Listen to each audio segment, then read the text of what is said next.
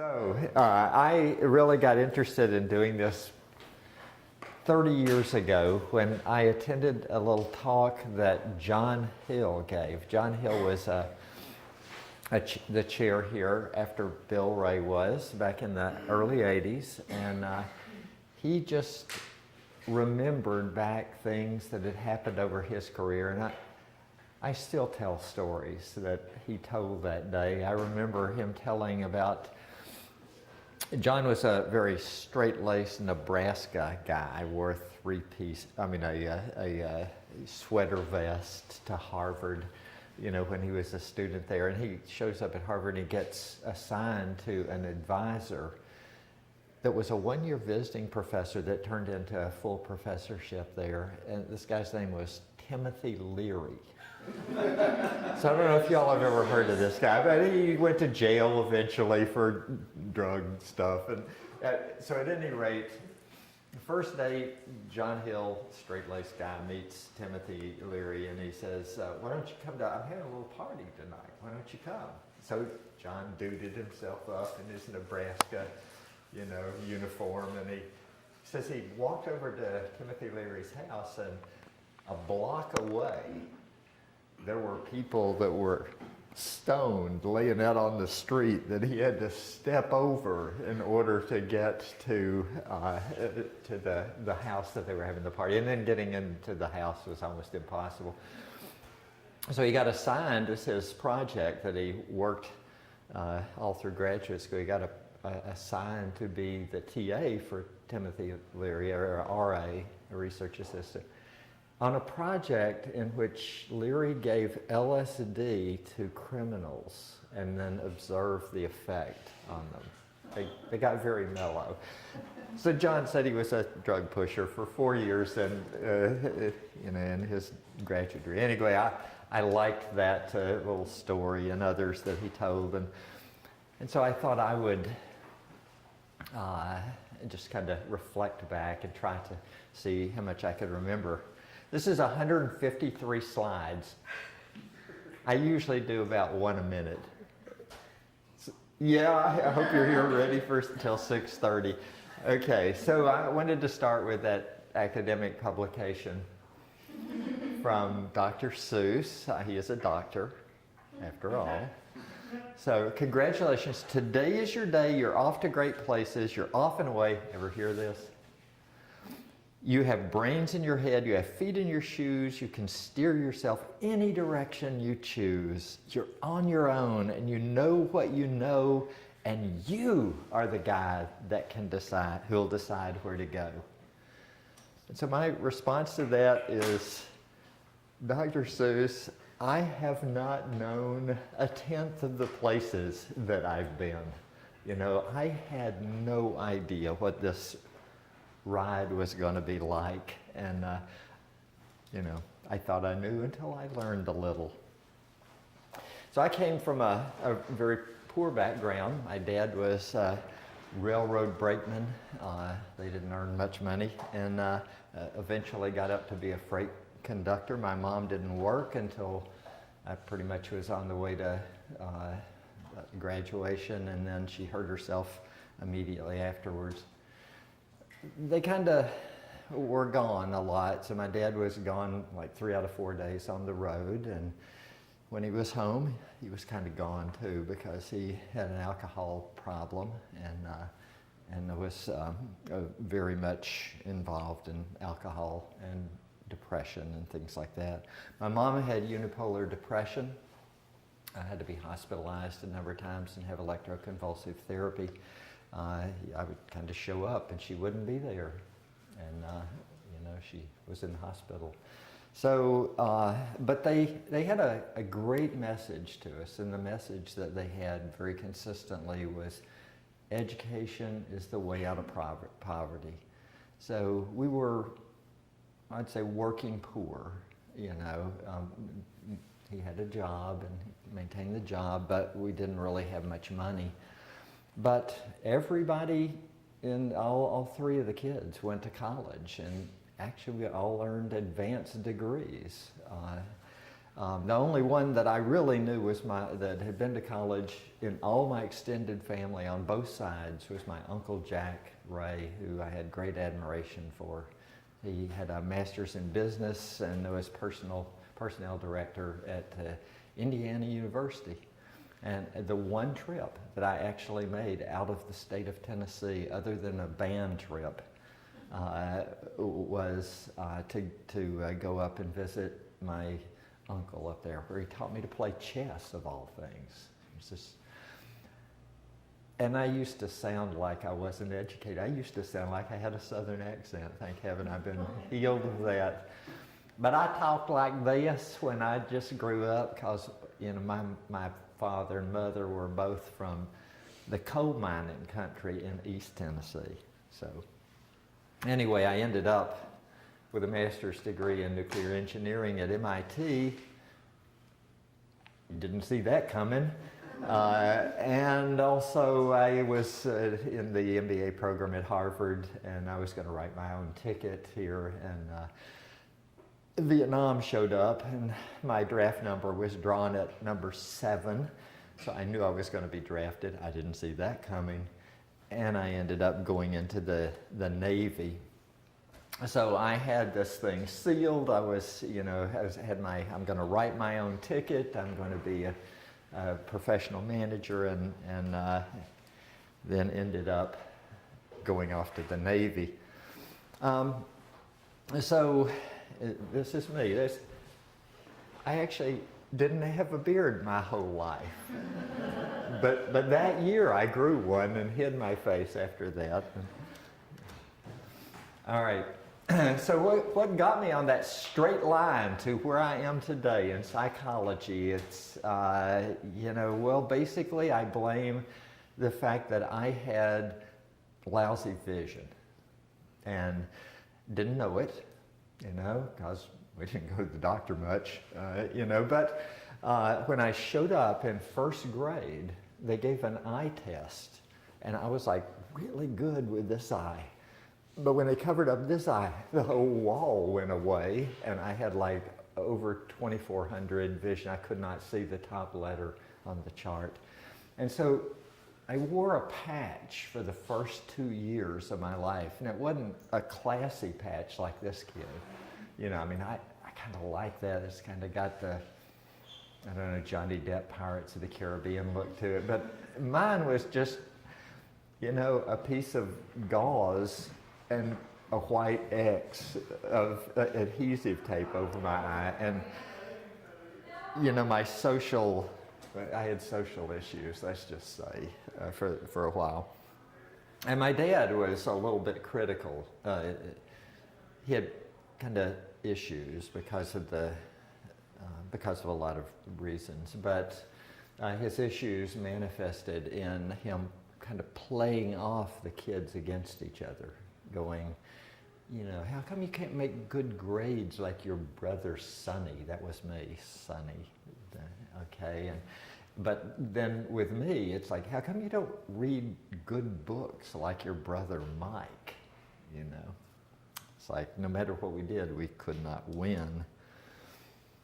Well, I had this eye patch that I had to wear during the first 2 years, and therefore I didn't learn how to read because I couldn't see the words to read. And so I didn't learn how to read until the 3rd grade sometime, and I was way behind. But one thing I could do is I could do math. And I actually worked through a book teaching myself trig, and I could take square roots, in like the 3rd and 4th grade. And so I got a lot of benefits, a lot of, rewards from, hey, come on in, Kathy. Got a lot of rewards from doing math and science, and I played a trumpet, in the band, and so I actually have a picture at some point in here of me in my band uniform in the 7th or 8th grade, looking really official. Well, this is what my dad, my brother, my sister looked like. There's my paramilitary uniform. and my brother and sister, and my mom.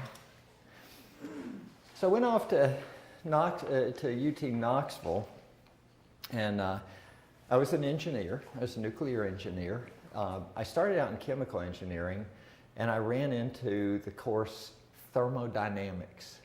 Well, first of all, I couldn't even spell thermodynamics, so I knew I was in deep trouble at that point. But when we took the first exam, it was obvious I couldn't spell thermodynamics, and I don't even know what I made, but it was pretty much in single digits. And I went that day over, that day that I got that thermo exam back, and I went over and I changed my major from chemical engineering to nuclear engineering. You know, well, what I didn't examine was like the curriculum. Because, you know, in chemical engineering, you only had to take 3/4 of thermodynamics. We had to take 5 in nuclear engineering. I didn't see that one coming myself. So, but anyway, I go and I, you know, march through the curriculum, trying to learn engineering and math and things like that, and avoid things like liberal arts. And I never had a history course after the 11th grade required U.S. history course. But I did take these electives. You know, we had 6 electives in our entire you know, course. And, you know, I was still on the I'm going to be a business manager thing, so I took econ and business management, political science. I was involved in student government. I was no longer wearing the white patch. So, you know, I felt I could branch out into student government at that point. But then I took romantic prose and poetry because I love William Blake, and it seemed like romantic prose and poetry would be the thing to do. I don't even count as elective, but I took ballroom dance.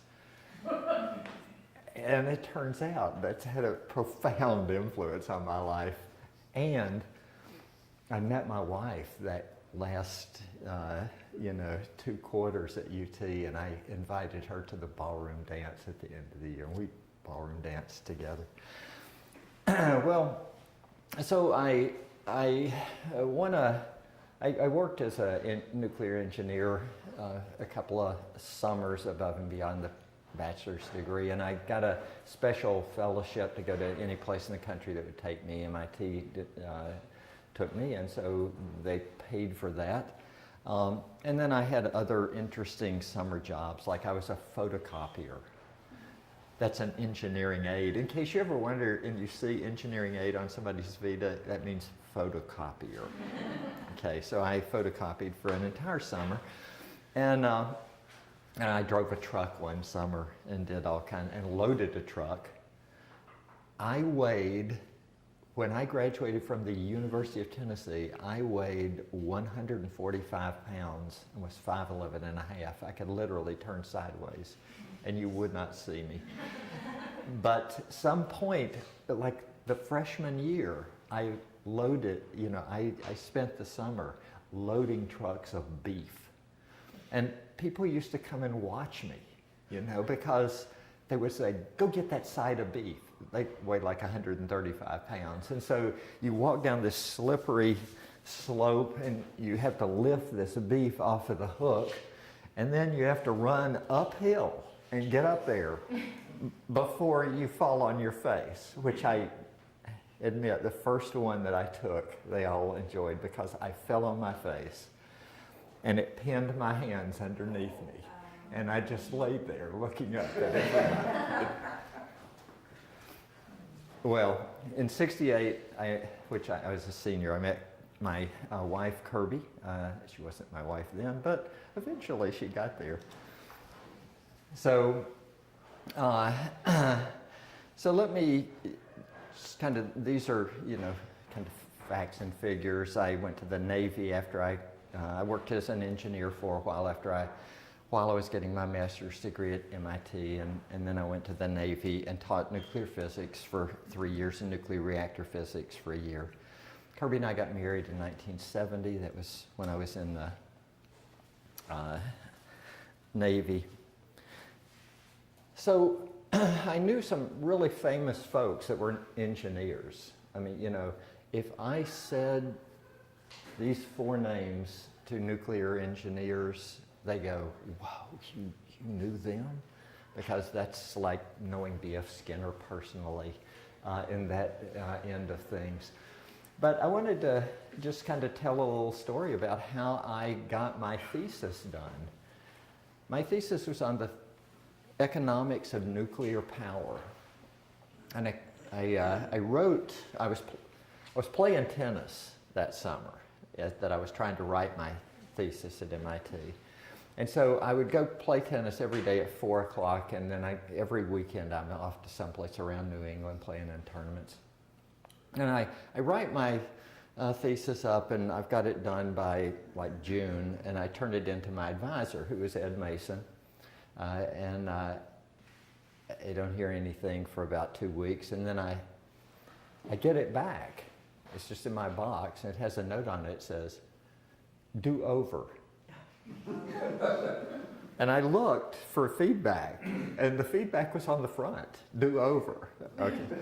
So I did it over, this time with feeling, you know, and so within a month I had another good copy, you know. And then I got the feedback back from him. It said, it was even more extensive. It said, "Do over, see me." So I go and I see him, and you know, he goes, "I don't really have any interest in this topic.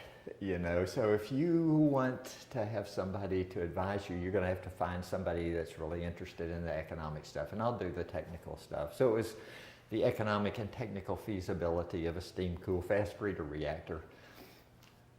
I've got a copy if anybody wants to read it. But so I go over the Sloan School of Business, and I start looking for who would be somebody that might be interested in advising me, and I come across Paul McAvoy.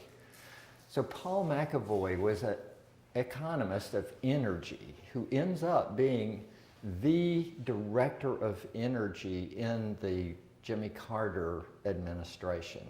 Okay, so it was like a big deal.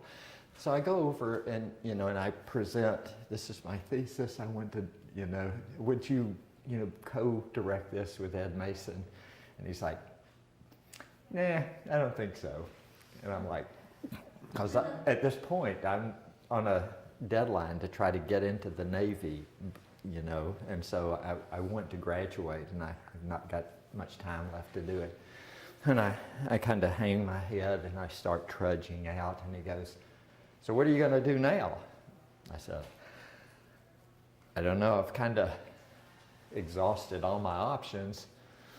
And he says, and then I said, "I guess I'll go play tennis and, you know, deal with it at some point." He goes, "You play tennis?"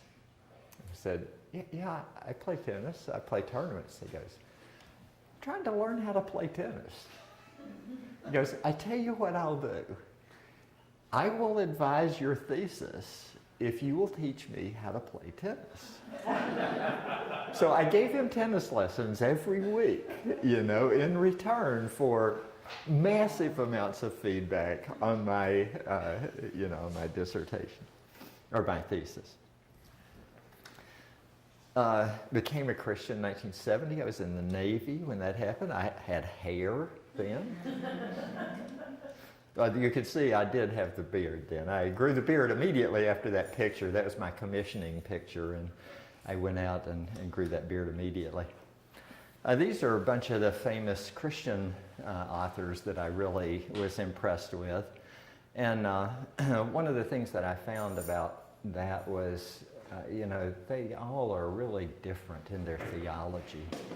And yet all of them I learned valuable things from. And I think this carries over to psychology and theoretical approaches. Went to graduate school in University of Missouri, Columbia. How did that happen? I was a nuclear engineer, and an article was written as I'm trying to figure out, I don't want to go back to Harvard. I had a free pass to get back into Harvard and restart my master's in business. But I wasn't interested in that anymore. And this article was written by a counseling psychologist in the honorary magazine for, engineering. And it was about counseling engineers. And I, on a whim, just wrote this guy a handwritten letter. I want to go back to school in counseling psychology or clinical psychology. Where should I go? And he wrote me back a handwritten letter with 10 schools rank ordered as to what he thought were the best. He thought University of Missouri Columbia was the best. Well, I knew better than that. I applied to 4 schools to get into graduate school in psychology. Now I'm going, boy, that was the stupidest thing I've ever seen. I have had one course, a 1/4 course in intro psych was my background in psych, and a correspondence course in the Navy in personal adjustment, which was all about personal adjustment for me, and anyway, that was my total background, but I applied to 4 courses because of the arrogance of going, if I can get into the top 7 engineering schools in the country and into Harvard's MBA program, surely I can get into psychology. Give me a break. Well, that was stupid, but nevertheless, I got into Missouri, University of Missouri Columbia. Why? Because I had all this math in the background. I taught computer programming, and there was a guy that was on the admissions committee for the department who had been collecting data for 15 years, and he didn't have anybody back then who could program a computer to analyze his data. And he took one look at me, and he was like, that's my boy right there, So the irony of this is they assigned me to a different advisor, and I never worked with that guy, but it got me in. It did get me in. His name was Chuck Krauskopf. Bob Dolliver was my advisor, and Bob was number phobic also. In fact, he kind of broke into, stuttering his sweats anytime numbers were mentioned. So I spent a lot of time reading outside of psychology, and I had no liberal arts background whatsoever until I was in the Navy. I actually got some time to read, and I started reading about philosophy and theology and history and things like that. Well, here are some folks at the University of Missouri Columbia that I met. Russell Geen. Anybody recognize Russell Geen? Aggression. He was like the premier aggression researcher. Was an interesting guy. Steve Richards. Does that name ring a bell to the clinical? Anybody? Yeah. No. Steve Richards was a behavioral psychologist, and actually, everything I wrote in my entire life, people wrote back on it wordy. And I'm like, cool, I'll be less wordy next time. But it always came back wordy.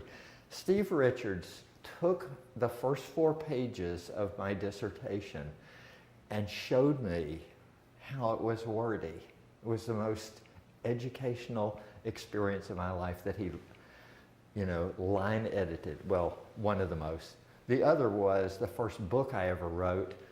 Linda Dahl, an editor at the book publishing company, did the copy edits, and when she sent it back, it looked like it had been written in green and occasionally corrected in type. And after I worked through about 300 pages of making the same mistake again and again and again, and watch her correct this, it's like, I don't ever want to make that mistake again. That kind of feedback really helped me. William McReynolds, he was another behavioral psychologist. He gave me a B. Can you believe that? In behavior modification, He gave me a B. It took me 10 years to forgive him, and a religious experience. You know, it was horrible. Doug Anger, he was a rat runner. I'm sorry, Joe left. He might actually remember, you know. And I did a pigeon training experiment that Doug was so obsessive compulsive about that it never got published, but I did spend about 100 hours trying to get it perfect. Donald Counselor was a learning psychologist. It was a very formative experience. In the pro seminar the first year he gives, he says, you know, I'm 60 and I've decided I don't want to do this learning stuff anymore. I'm going to go into aging. And, you know, he changed his field at age 60 and became one of the premier aging researchers for the last 20 years of his career. Sam Brown was the head of the department. Sam Brown was this big guy who had this voice like this. And he interviewed all of the graduate students. And so the first semester, you know, I have to go in. And I walk into his office and he always had this, you know, desk here, and there's this bright light and the sun is always coming through right behind him, you know, and you're in there, you feel like, you know, you're in the dark and he's nothing but a silhouette, and this voice comes out like God speaking, you know, and he goes, what do you want to do when you grow up? You know, and I said, well, I'm going to be a counselor, you know, and I'm going to teach, and of course I'll do research because you have to do that in order to be an academician, but I won't like it. And he goes, you'll like it. And I'm like, I don't think I'll like it. And he goes, you'll like it. I'm like, yes, sir, I will like it. And it turns out he was right, you know. And there were visiting people that came. Now, I had never gone to any of the famous people that came when I was an engineer. They came to MIT, but I learned, man, those are famous people. You need to see those folks. And so every time somebody famous came to University of Missouri, I was right there, you know, learning. I learned a lot from them that wasn't in the curriculum. But one of the people that I learned from was Neil Jacobson. I don't know if anybody has ever met Neil Jacobson. So Neil Jacobson was a couple therapist, a behavioral couple therapist. And he was very big into assessment. Okay, first you assess, and then you treat. And he had his own battery of assessments that he promoted. And he wrote basically the books on, you know, behavioral couples counseling. And so I go up to him in a 2-day seminar that he gave. I go up in the middle and I go, Dr. Jacobson, I've got this couple and you know, I'm having trouble with them, and I was wondering if you just had, you know, an idea of what direction I would go. And he goes, did you give the blah, blah, blah, you know, his, whatever his instrument was, and did you give the blah, blah, blah, his other instrument? And I went, well, no, I didn't give those instruments. And he goes, and just turns around and walks off. I was humiliated, you know, standing there going, but anyway, I started giving those instruments. They really helped.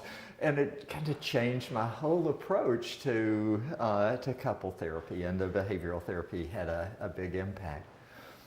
Punky Hebner is a counseling psychologist. I think he's retired now too. He came the day that I left. I only met him for one day. He moved into my office. I was an intern at the University of Missouri. And he arrived and he took over my office and kicked me out of my office. I'll never forgive him for that. No, I was gone anyway. I had graduated. But I did get to meet Punky there. 1977, I'm like my third year, summer after the third year of graduate school, I decide I'm going to go to APA. It's out in San Francisco. And so I go out to San Francisco and I'm walking down the street. I'm just minding my own business. And here comes this guy. He's an old guy, and he's just kind of walking down the street like this. And I go, oh my gosh, that's B.F. Skinner, you know? And so I don't go, hey, Fred, No, I'm a graduate student, and so I walk on by, and he shuffles on by, and I turned around and I started following him and stalking him. And he goes into his hotel, and I go into his hotel. And he goes and gets on the elevator, and I get on the elevator. He presses, room on floor 7, I press 9. And then he gets off at 7, and I go up to 9 and turn around and come back. That's, B.F. Skinner, I was just all over B.F. Skinner. Me and him, we are tight. We spent a lot of time together in a very close, same exact convention. And I am at the social hour, Division 17, this counseling psychology, huge room. There must be 500 people. They're all talking really loud and drinking booze and, and it's just, loud, and all of a sudden it just goes quiet. And I'm like, what? And I'm looking around. Carl Rogers is walking into the room. Everybody, 500 eyes are like, Carl Rogers. And it's like, okay, drink more booze. And, so me and Carl, we're not quite as tight as B.F. Skinner, but, we were actually in the same room together, too. I did get to see Don Meichenbaum, who has an amazing resemblance to Jim McCullough, I just must say. I'm not even clear that they're two different people, I think. But anyway, I saw Don Meichenbaum because he was on a symposium with him, Carl Thorson, Don Meichenbaum, and Albert Ellis, right? And Albert Ellis got up, and literally within 5 minutes, he had insulted anyone who was patriotic, anyone who had a mother or ever knew a mother, and anyone who had any kind of belief of anything except rational motive therapy. 5 minutes, it was like a world record. I was in total awe of this guy. He kind of mellowed as he got older, but. So how does a dissertation topic get found? Well, I was looking for my dissertation topic, and Kirby was pregnant with our first child. Actually, our second child. We lost the first one with a miscarriage, but with the first child was going to be born, and we go through prepared childbirth classes, Lamaze classes, childbirth without pain. This is what they said. And so we go to this, and we're like, believe in this, and we get in the hospital, and it didn't look like Kirby was having a good time. Now, she is so nice, if you ever met my wife, she is just so nice. Everybody loves Kirby, and yet she was just a wee bit cranky, but very nice in her crankiness. Now, I'm coaching her. I'm doing all the Lamaze coaching stuff. And this woman, this nurse comes in and starts going, roll over, yeah, come on. And it's like a drill sergeant, and I'm like getting my protective armor on, and I'm ready to go do battle with this nurse, I didn't. Fortunately, because after the birth, Kirby goes, wasn't that nurse really nice? You, on the other hand, I could never hear. The pain was such that it's like she couldn't hear my nice, gentle, encouragements, but that nurse got through to her. So I decide, since I'm looking for a dissertation topic, I'm going to totally, expose this childbirth without pain stuff. I'm going to do my research on this and show what a crock it is. And so I take off, to do that. And I start, planning this big hospital study. I got through my whole PhD in 3 years and 9 months. But I'm going to do a hospital study. Fortunately, Steve Richards, the guy who gave me the feedback, the 4 pages on my dissertation, saw me in the hall and goes, how's the dissertation planning? And I go, I got this hospital study I'm going to do. And he goes, are you brain dead? He says, you don't do a hospital study when you're a dissertation, you know, you do something you can run in your office on Friday afternoon and be done with it. I'm like, oh. And so I did an ice water study where I brought people into my office, had them stick their hand in ice water, you know, and measured pain control that way. And I eventually did the study that I had planned out for the hospital study. 7 years post-PhD, it finally got published.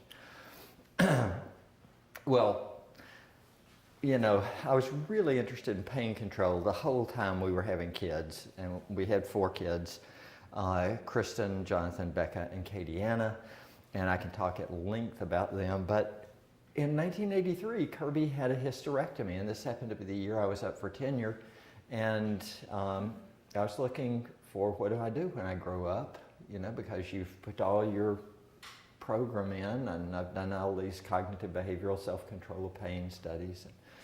And it's like, do I want to continue with that? And Stanley Strong, who was in the department at that point, goes, you need to go with what is important to you. And I thought, well, that's not important to me because Kirby's not having kids anymore. I could care less about pain control and childbirth. However, I am looking at 4 kids that are going to become adolescents one day. And I found out how much I knew about adolescence early on in my career at VCU. The first summer I was here, I didn't have anything to teach that summer. And the chair of the department, whose name was Bill Ray, calls me up at home and says, Everett, I have a course for you to teach. It meets tonight. I'm like, okay, Bill, what is it? Psychology of adolescence. And I'm like, but Bill, I don't know anything about the psychology of adolescence. I've never had a course in adolescence. And he goes, you were an adolescent, weren't you? I'm like, okie dokie, you got me there. And, you know, I went and taught that course and found out how much I did not know about adolescence. So I switched over and started learning about family psychology. After graduation, I met a number of folks that I thought were interesting folks. Larry Crabb was a clinical psychologist who was in practice. There's this woman named Anita Bryant. I don't know if you've ever heard of Anita Bryant, but she had a personally traumatic experience, and anyway, she went to Larry Crabb as a counselor. But I knew about Larry Crabb because he wrote a book on cognitive behavioral treatment in psychotherapy. And so I was spending the summers down at my mother-in-law's house, and I called up Larry Crabb and said, hey, let's get together for lunch. He goes, well, how about breakfast? And so anyway, that set off every year. We would meet for like 6 or 7 years before he took a position up at Indiana at a university. Jay Haley was a family psychologist, said the most provocative things. He was not a therapist, and yet he became a master therapist and wrote books on master therapy, but he was trained in speech pathology. But he was assigned a task of going around and observing all of the master therapists in action, and he observed this one who was a hypnotist, whose name was Milton H. Erickson. Anybody ever hear of Milton H.? Milton H. Erickson was such a hypnotist that people said that you could shake hands with him and you would go into a trance. And he did all these paradoxical interventions, and Jay Haley picked up on all that paradoxical stuff, and he would just do the most outrageous things. And I remember going to a 2-day seminar up in D.C. and watching him, and it was the most phenomenal thing I've ever seen. He would say this outrageous thing, and somebody would stand up and they would start pointing their finger, and they would be red in the face, and they would get up on the chair and they would be pointing at him, and he would be listening. And he would go, and ask them a question, and then ask them another. And after a while, they would stop yelling, and then you'd ask them another question, and then they would, kind of nod a little, and he would ask them another question, and they would sit down and begin taking notes. And I thought, this is incredible. This guy is a magician. He's obviously studied with Milton H. Erickson, who's, hypnotizing all of us. Don Meichenbaum, I did a lot of correspondence with him because one of the things I did in my early career was take apart his pain control method, his and Dennis Turk's, and do systematic dismantling designs with it. I went every summer down to Florida, and we spent the summer with Kirby's mom, Rena Knight, who was amazing, one of the most amazing people I've ever met in my life.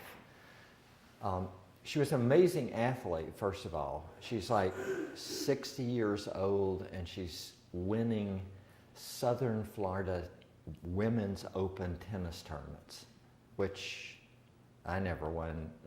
I couldn't have won the Women's Open tennis tournament down there. But she was a fantastic athlete. At 65, she decided, I think I'll take up distance running. And so she starts running distances, and she says, well, I'm going to enter the Golden Olympics. And so she enters the Golden Olympics and wins the 5 mile or whatever it is, in Southern Florida. And so she gets sent to the Southern Regional. So Southern Regional's in Atlanta. So she's on her way to the Southern Regional 5 mile race, and she has a flat. And so she pulls the car over the side of the road, and she's only about a mile away from the race site, and so she takes off running. And so she runs to the race site, and she arrives, but everybody else has already left on the 5 mile, run. And so she quickly registers, and they give her a number, and she takes off after them. So not only did she win the 65 and over Southern United States race with giving people a 1 mile break and a head start, but she also beat the time of the 55 and over person. So incredible athlete. Kirby's dad was an incredible athlete also. But the thing that really impressed me is how humble she was. She spent her life doing things like getting up at 5, going over, getting food from the grocery store that they were going to throw out because it was a day old, and delivering it all over the area until 2 or 3 o'clock in the afternoon. And then when she was about 88, she was riding her bike 20 miles, Southern Florida, didn't take any water. By the time she got home, she was a little dehydrated, and when she got off the bike, she caught her foot on the bar getting off, and she fell, and she hit her head on a sidewalk.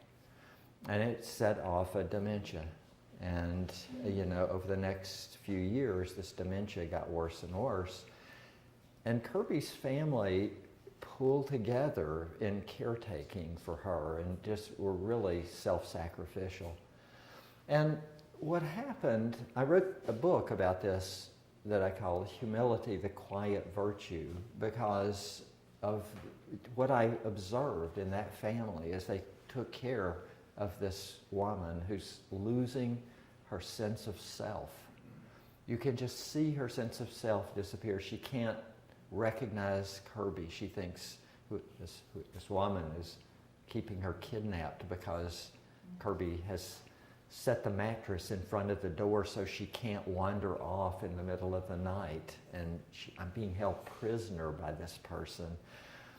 But by working together, this family formed a crucible around her identity, and they kept the values and the beliefs together that she was losing individually. So it was an amazing sense of the way that values and the way that a person can be, just not immortal, but their influence can go on and on, even though the personality wasn't there. This is me and my daughter, Kirby and her. Yeah, this is my parents. This is my daughter holding up my mom, and this is my brother. So here's some contemporaries when I came. Don Forsyth and came at the same time, and we didn't publish much back in the day. In fact, I remember asking Bill Ray, how much do you have to publish to get tenure? And he goes, well, if you have one publication a year, you ought to have it in the bag. Within like 5 years, everybody in the department had one publication, and people were getting a huge amount. Other people arrived. I still remember, and I don't have a picture of Jack Corzini, but he was the director of the counseling center. But I did want to mention Al Farrell's professor talk, which was a very impressive talk, one of the better talks that I've ever gone to in my life, and Al can do this much better than I. But I remember, you can correct me about all the wrong things I'm going to say. So when he comes, like your second year or so, Bill Ray calls you in and wants you to teach stats, right? And was it the second year? Because Bill was retiring. And, Al had a crisis upon being asked to teach stats because he had come from Purdue. And at Purdue, they were like the #1 citation count Department of Psychology in the country at that time. However, there was this one guy in the department named Bernard Weiner, a statistician, who by himself was #8. I think that's right, but I may be missing. 7. #7. See? I didn't mean to run him down, But it's Benjamin. Oh, it's Benjamin. Okay. So what happens is, Al remembers the way that Benjamin, would give this lecture, and he would give it twice a day. And every day it was absolutely perfectly timed so that he would make a mistake, and someone in the back would say, Dr. Weiner, don't you mean x squared there? And he would go like, oh yes, thank you very much. And he would change it to x squared. Well, if you missed out on what happened in the early lecture, you could go to the later lecture and just watch the lecture again. And it was like watching a videotape, because he would make the same mistake and leave out the x squared. And someone would say, Dr. Weiner, isn't that x squared? Oh yes, that's x squared, thank you. Then there was a chime or something that happened at the end of the period, at the end of the time, a chime goes off or a bell goes off or something signifying the end of the period, and Weiner would finish up and kind of step back, and boom, the timer would go off. So Al is like flashing back to this moment, He's just been asked to teach psychology, and his response is, I'm not worthy. I'm not worthy. It was funny back then because, what was that movie? Wayne's World. Anybody see Wayne's World? Okay, anyway. Other people that came in shortly after me, Barbara Myers, Sandy Gramling, Arnie Stolberg, and Steve Danish. I had 3 supervisors for my licensure. One was Don Kiesler. Don was like super famous. He wrote this paper that was one of 12 papers recognized as most, influential papers in psychology's first 100 years. And they honored one a month for 12 months. And Don Kiesler had one of those. But Don was one of my supervisors. I had this family case as a couple that were in, trouble, and I didn't know what to do with them. And I was, I'd tried kind of everything in my bag of tricks. And so I got a consult with Don, and he comes over to my office and he sits there, and I explain all this stuff. And he's sitting there like this, and he's listening. And then, I finished, and I go, so what should I do? And he goes,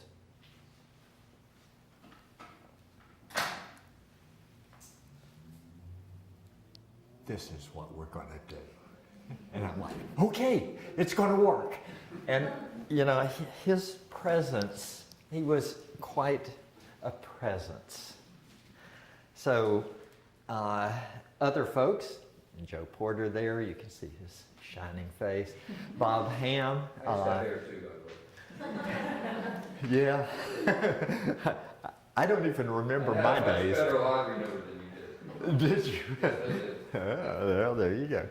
And other people that were here before I was here, Eddie Thomas, what a gentleman he was. He was a former chair before Bill Ray, one of the founding chairs of the Department of Psychology. Jim McCullough, Marilyn Erickson, Joe, and Bob Ham. Well, I did a lot of different topics over the course of my scientific career, including kind of the Lamaze and CBT, pain management stuff, supervision of psychotherapy. I did like 7 Journal of Counseling Psych articles in supervision of psychotherapy, a developmental approach, which was just coming out then. Christian values, it was kind of a hobby. I didn't think it was a hobby, I thought it was research, but my tenure committee actually said, but this is kind of a good hobby for him. I'd written 2 books, and they said, kind of like a hobby. Anyway, well, it turns out then I get tenure, and all of a sudden I changed my research area because I didn't, Kirby had had the hysterectomy. I didn't care about pain control anymore. Didn't really want to do supervision of psychotherapy. And so I changed to all this marriage and family stuff. And I'm looking at promotion to full professor that's coming up in 6 years. And I'm thinking, I've got to be internationally known in this stuff in 6 years. I had no anxiety about tenure and promotion. I don't think I ever had a moment's concern. However, the next 6 years were like frantic. I'm running around and I'm publishing 10 papers on 10 different topics every year, and nothing is coalescing much. And I'm like feeling like I don't know if I'm going to get promoted to full professor. Well, it turns out the Christian value stuff in psychotherapy just had kind of built up. I'd been doing this ever since I was in graduate school, and publishing a couple of papers a year on it is kind of, this is fun. I enjoy doing this. And by the time I was ready to go up for promotion to full professor, turned out I had been done some major review papers and, debated Larry Butler at APA and, had all kinds of things in this Christian area that I never considered really an actual area of research. I didn't think I was going to get promoted to full professor because the head of my promotion committee was John Hill, I mentioned at the beginning. And John died on the day that my report was due. And I had told the head of the department, Steve Robbins, at that time, I had told him, there's only one person that I do not want to deal with my promotion, and that's Stan Strong, because Stan and I had had some conflicts. So who did Steve Robbins appoint as the new chair to my committee? Stan Strong. So Stan comes in, and this is like Black Friday, you know. I learned early in the day John Hill has died. I'm depressed. B, I learned Stan has, been promoted as my chair. I'm depressed. I get a call from my father. I've got cancer. They're probably saying 6 months to live. I'm like, oh boy, this is not good. And then Stan walks in and says, I've been looking at your materials. Frankly, I don't think you have what it takes to be a professor. He says, if you disagree with that, you will get a letter, outlining your case very strongly to me before you leave tonight. And I'm like, oh crap. So I was there until 7, writing a letter, making my case and sending it in. And the case I made was with Christian values. Who knew? And that got me promoted to full professor. Well, after that, of course, I had got interested in forgiveness research, and that's really become a major interest. I can't not mention that in 1979, I got promoted to lieutenant in the Navy. I thought I had resigned in 1974. It turns out you actually have to send a letter requesting that you resign.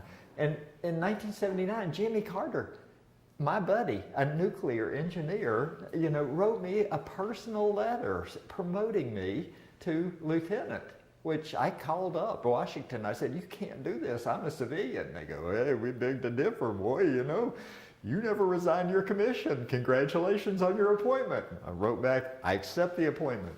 Oh, by the way, I also resigned my commission. So, I had a number of great students. Glenn Martin, really one of my first 2 students, terrific writer, wrote a paragraph. It never was changed. It took him about an hour to write a paragraph, but it was fantastic. He was a great writer. Became associate director down at UNC Chapel Hill. They'll probably do basketball stuff just for, in honor of him. Peter Zucker became CEO of he was the third doctoral student I had. He became CEO of the STARS Behavioral Health Group in California, which is one of the top 2 largest mental health providers in the world. He is rich and famous. Jonathan eventually went into wrestling. Let's see. I mentioned Steve Robbins. Steve Robbins had a big impact on my life. Steve came after I came. He was the chair of the Department of Psychology. He decided to resign himself from that position, and the position got vacated as a result of some things that he did, and we had no chair in the department for 5 months. It was really a dark day in the department, I think. And then one day, Steve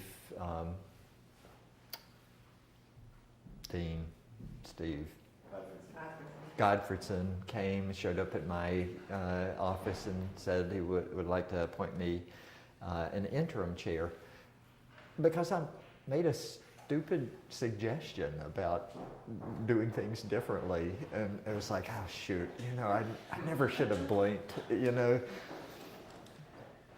Well, let's see. Dale Berry was a wonderful psychologist, still is, in private practice down in Tennessee. Mike McCullough got me into forgiveness research. Basically, when Mike showed up, he was like all world, graduated 3 years from the University of Florida with a 397 back when you didn't get a 397, and had research experience, and he shows up, and I give him 10 publications, and I say, here are these publications. Kind of figure out what you want to do. And at the last minute, I put a clinical presentation, a clinical article on forgiving in couples on top of it. And Mike comes back and goes, "This is what I want to do research on." And bless my heart, I thought in my own mind, I didn't say it, but I thought, he's going to be a practitioner. Well, he does nothing but social psych lab research these days, and he's in the clinical department but hasn't done clinical research in 20 years, and publishes something every afternoon, whether he needs to or not. I hooked him up with a guy named Dave Larson, who was a publishing machine, couldn't write worth anything, but was an entrepreneur that connected everybody, ended up in 10 years getting 250 publications and never being first author on anything. I think actually was first author because he owned the grants. But I hooked Mike up, and Mike wrote about, $25 million worth of grants for Dave. Joy Shorts spoke at graduation here. She's president of a community college. Kristen Perone-McGovern at Ball State. I just had these wonderful graduate students. I've just been blessed. Wanda Bryant Wanda Collins, she's at Duke University, head of the director of counseling services, was director at American University before that. Steve Sandage, all-world endowed chair at Boston University. I wish I could tell all kinds of stories about these folks. Jennifer Ripley, DCT down at Regent University in clinical psych. We've written books together, as I have with Steve. My lesson, stuff happens in your life. My mom died. I was murdered. My brother committed suicide. Took me on a different path. It took me on a path where it didn't change my research interests, but it elevated the importance I saw of forgiveness and caused me to create a life mission statement to do all I can to promote forgiveness in every willing heart, home, and homeland. Lots of people change in life by what Leona Tyler called minimal change therapy. The idea of this is you're in Los Angeles and you're looking across the U.S. at Atlanta. And if you change your course by just 3 degrees, you end up in Richmond, Virginia. So making a small but significant change right now can make a big change, a big difference down the line. But some things make these quantum changes in our life.